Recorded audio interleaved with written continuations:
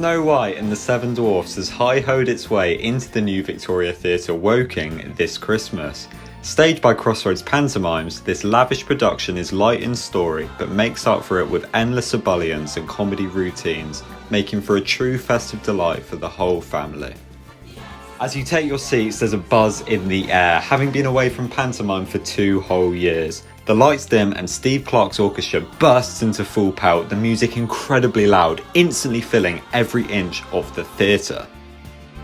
The show starts all guns blazing as Gok Wan flies in as the magic mirror, and it is impossible to control an immense smile over your face as he joyfully embraces the audience over a fitting rendition of Michael Jackson's Man in the Mirror. Gok's charisma and energy are second to none. His warmth and accidentally stumbled onto stage approach resonates so well with the audience. His innuendos and flawlessly performed mistakes cement him as a true panto pro. Aaron James makes for a good comic, playing a quick-witted Muddles with great timing. His comedy feels more landscape to a younger audience with an abundance of less refined jokes which leave the children in stitches.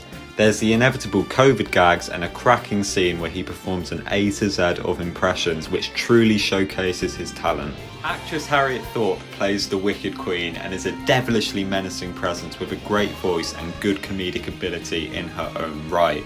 A highlight scene is when she's engaged in a tongue twister-a-thon with Muddles and Gok, a classic panto trope which brought the house down. Her teen slang act was equally as entertaining. West End star Rebecca Loewings plays a more modern take on Snow White, whilst Benjamin Purkis plays Prince Harry. Their romance isn't given time to breathe in Alan McHugh's script, however their vocals are fabulous and they certainly look the part. The Seven Dwarfs, named here as the Magnificent Seven, are hilarious, played by young actors shuffling about on their knees. They didn't feature much, but when they did, they completely stole the show, so endearing, each having subtle individual mannerisms. The Dwarfs You Raise Me Up number was a highlight. Praise must also be given to the 8-piece ensemble who performed Paul Domain's well-choreographed dances in complete synchronisation with unwavering gusto. What is panto without skits and traditions? Well, Snow White has the classic ghost bench scene and what felt like a stripped-back version of the 12 Days of Christmas, presumably down to COVID. Muddles tells a witty story with a shopping trolley full of props, which ultimately falls a bit flat. However, the sparkle returns with his creation of a narrative from song lyrics. The show's main special effects is when Act 1 closes to Blondie's One Way or Another with a flying pterodactyl courtesy of the twins FX. Although not quite as impressive as Cinderella's flying carriage a few years back, there's no denying that this is a true spectacle. Muddles' clothes also seemingly vanish in another cleverly executed bit of theatrical magic.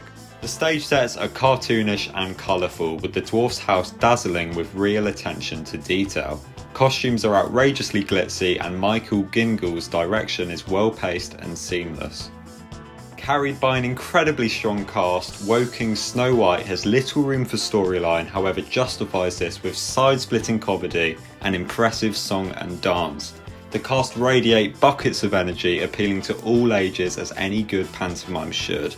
The show is by no means perfect, but we left the theatre with a real feel-good factor. Snow White is a truly joyous experience, providing an uplifting evening in the run-up to Christmas. I give Woking's 2021 pantomime Snow White and the Seven Dwarfs a 4-star rating.